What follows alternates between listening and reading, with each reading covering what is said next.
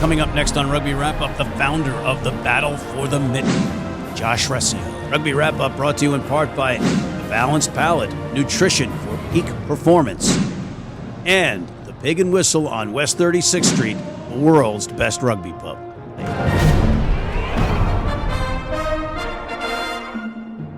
Hey everybody, welcome back to Rugby Wrap-Up. Matt McCarthy at the Fantasy Sports Network, Studio 34 in Midtown Manhattan, talking rugby, and we're talking American rugby on the amateur level today. We're talking first, in a moment, we're going to be talking with a young man, Josh Ressio of Michigan State, who has created an unbelievable little nugget of a tournament up there. But before we do, I'd be remiss if I didn't mention the Can-Am tournament, the 46th annual Can-Ams up in Saranac Lake and Lake Placid, run by John Morgan and co.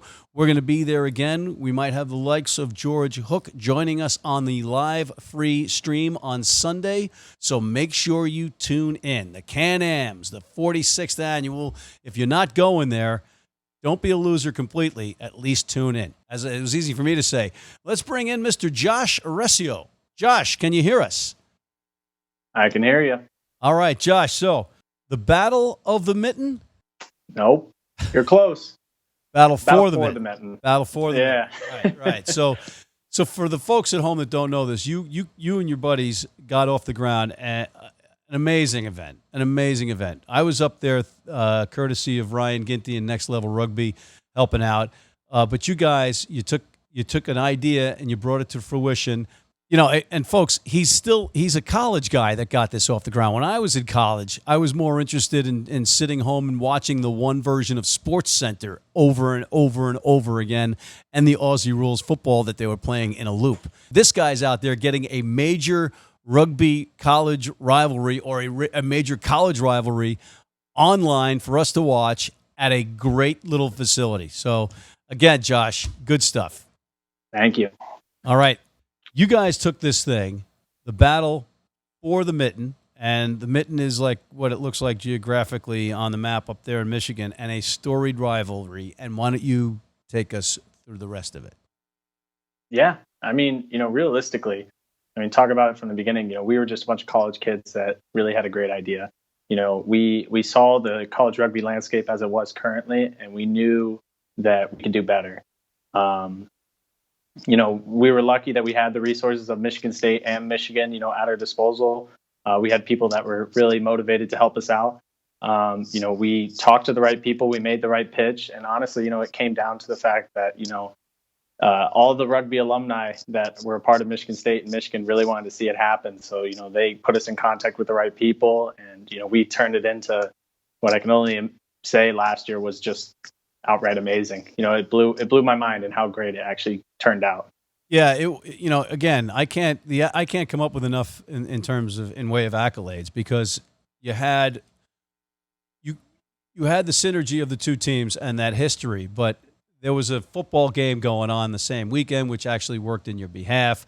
And also, you got this great little gem of Americana, the home of the Lansing Lugnuts minor league baseball team to have the game at. Yeah. No, it was great. It took me a year to, I finally understood what you meant outside the stadium, how there's that actual lug nut.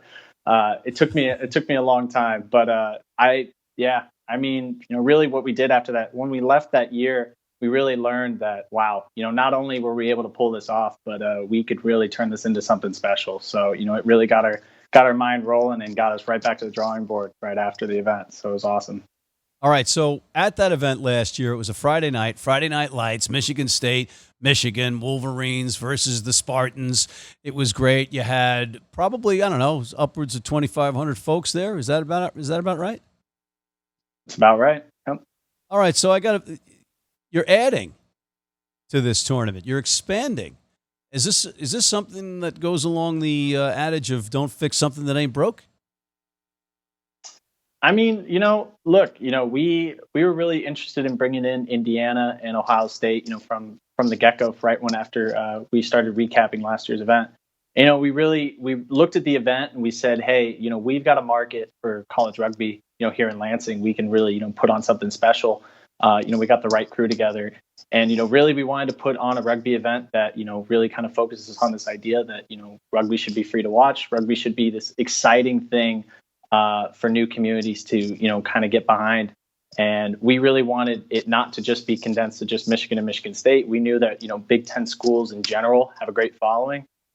Indiana is one of the best rugby programs in the nation. So is Ohio State, props to them, so we really wanted to bring them out. And I think it's only going to add another, great element to the event. And, we're doing it the day before Indiana and Michigan State play on the football field the next day. So, we're kind of using that aspect again. And I think it's going to be just bring more fans out, and it's going to be a more exciting event than it was last year. All right, so you are bringing in Indiana versus Ohio State, two of the other biggest names in college sports.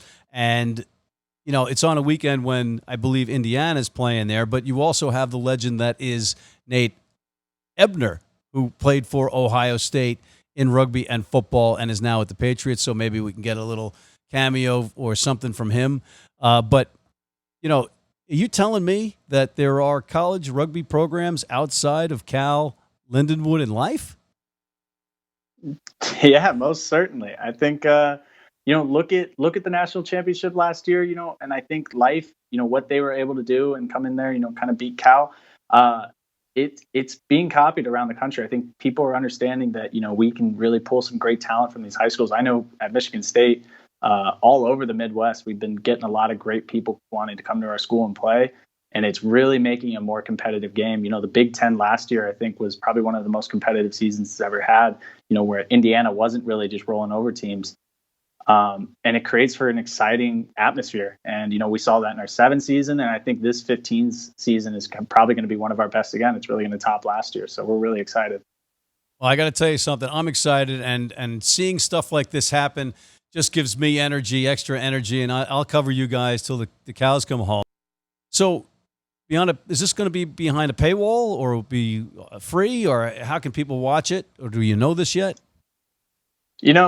We're working on it. I know, the element of, people paying to come to the event, that is really important that we tell people that, there is a charitable aspect to it. The money isn't going into the pockets of people that, are helping put it together. They really want the money to go back to the organizations themselves. We're trying to help the clubs. As most clubs are student run and student funded. So, this event is just supposed to help them. And, for the people that can't make the event, no, we don't want to put a paywall in front of it. We feel like that's just going to put a sour feel to the event. We're not in it for that. We just want people to watch us play because we think we're exciting. And, whoever decides to pick up the game, we really hope that, they'll share that view with us and be able to, put on something special. I agree with you wholeheartedly on that, about not putting it behind a paywall. I think it helps grow your brand and grow the game. And if you do that, the ad money will come anyway by views. I think you're going to limit the chance. It's a catch-22. You're not going to get the views if you're behind a paywall, but you need the views to get advertising. So I agree with you there. Final thoughts? I think the biggest thing for this event to be successful is, the people that are in the leadership roles with rugby right now got to help us out with promoting it. We're really in this for the better of rugby. That's all we're focused on. We really appreciate guys like yourself, helping us to report on it. That's really what it's going to take. We've been able to start those conversations with a lot of important people, and it's just got to continue because we really think that it's an idea that could be reciprocated, throughout college rugby. Brandon Sparks brought it up to you at the end of the event that, what I did isn't hard. It wasn't difficult. It might seem like a crazy thing, but anyone in any club right now at a college right now could have those conversations and plan events that are very similar. And it's really important we do it. Well, kudos, my friend. Again, I can't say enough about you guys and your program, and I can't wait to be up there and check it out again. So on behalf of Mr. Josh Ressio of Michigan State, I'm Matt McCarthy for Rugby Wrap Up in Midtown Manhattan, for Rugby Wrap Up, signing off.